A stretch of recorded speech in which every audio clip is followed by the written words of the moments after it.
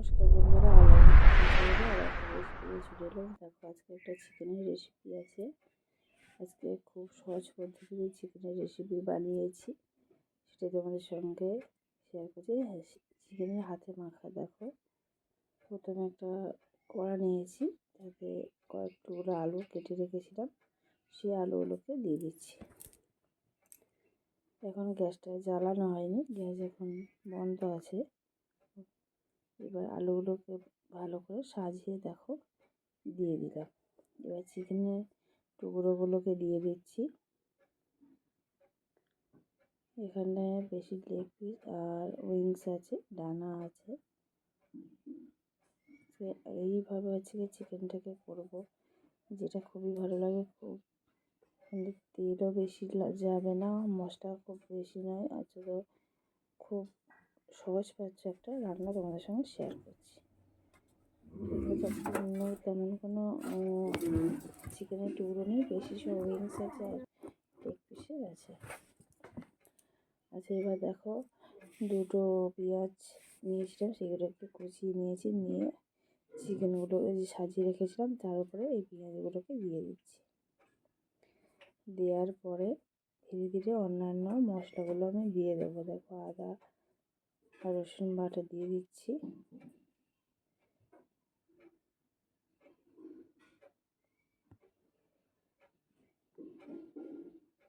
আগে রসুন বাটা দিয়েছিলাম, এবার আদা বাটা দিয়ে দিচ্ছি তার উপরে।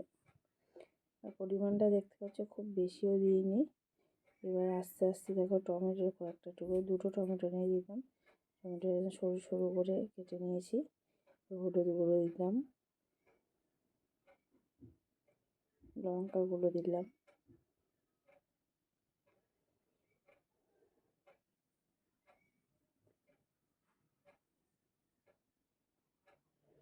লবণ দিয়ে দিচ্ছি।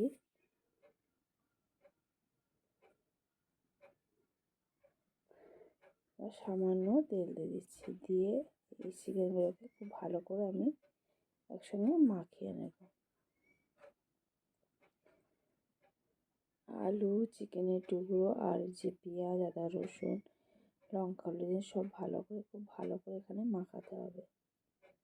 দেখতে পাচ্ছ, এখানে মাখিয়ে নিয়ে এভাবে চিকেন হাতে মেখে সমস্ত মশলা দিয়ে রান্না করে একসঙ্গে খুব দারুণ টেস্ট হয়। বন্ধুরা দেখো, মাখানো এখানে হয়ে গেছে। এবারে আমি গ্যাসটা জ্বেলে দেব। প্রথমে সব কিছু মাখিয়ে নিতে হবে, তারপরে গ্যাস জ্বালতে হবে। এটা খুব হালকা রান্না হয়, খেতে খুব ভালো লাগে।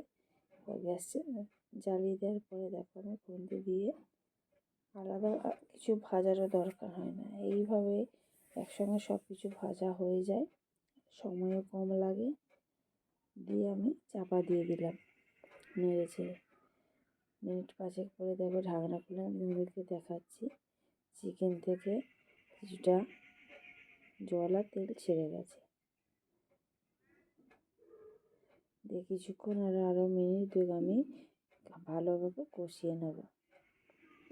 এভাবে ঢাকনা দিয়ে যদি চিকেনটাকে রান্না করা হয়, দেখবে চিকেনের সমস্ত কিছু ফ্লেভার ওই গ্রেভির মধ্যে চলে যায়, খেতে খুবই ভালো লাগে। আবার ঢাকনা দিয়ে দিলাম। এভাবে ঢাকনা দিয়ে দিয়ে আমি এই চিকেনটাকে রান্না করব। এইভাবে এই চিকেন খেতে খুব ভালো লাগে এবং হজম হয় খুব তাড়াতাড়ি, খেতেও ভালো লাগে এবং চিকেনের স্বাদটা খুব ভালো হয়। দেখতেই পাচ্ছ চিকেনের কষাটা কেমনভাবে হচ্ছে। পাশে পেঁয়াজ অনেকটা গলে গেছে, টমেটোও গলে গেছে।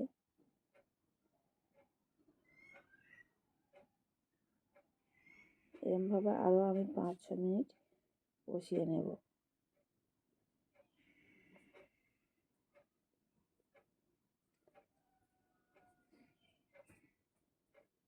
কষানোর পরে দেখো, আমি সামান্য জল দিয়ে দিলাম, যাতে মাছটা পুড়ে না যায়। আর এখানটায় বেশি মশলা দিইনি, তোমরা দেখতেই পেয়েছো। এই অল্প তেল মশলাতে এই চিকেনটা খেতে খুবই ভালো লাগে। এবার আমি জল দিয়ে দিচ্ছি। একদম হালকা রান্না হয় বন্ধুরা। তবে তোমরা ঝাল যদি আরও বেশি খেতে চাও দিতে পারো, কাঁচা লঙ্কাও দিতে পারো, খেতে খুবই ভালো লাগে। এরকমভাবে খুব কম সময়ে এই চিকেনের রেসিপিটা করা যায়। এবার আমি কিছুটা ধনেপাতা দিয়ে দিলাম,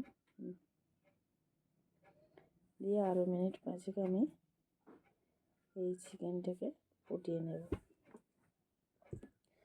এখানে প্রায় হয়ে এসেছে বন্ধুরা। তো আমার এই চিকেনের রেসিপি যদি তোমাদের ভালো লেগে থাকে তাহলে অতি অবশ্যই লাইক করে দিও।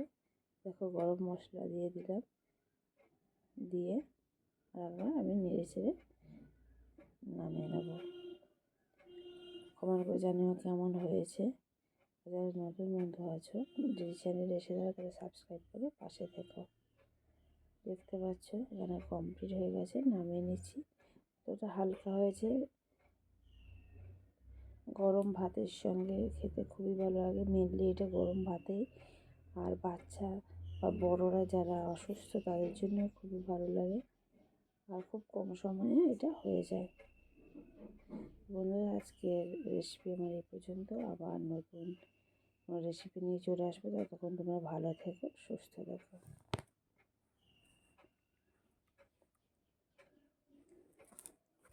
দেখো কমপ্লিট হয়ে গেছে, নামিয়ে নিয়েছি। তোমাদের দেখতেই পাচ্ছ কতটা সুন্দর হয়েছে।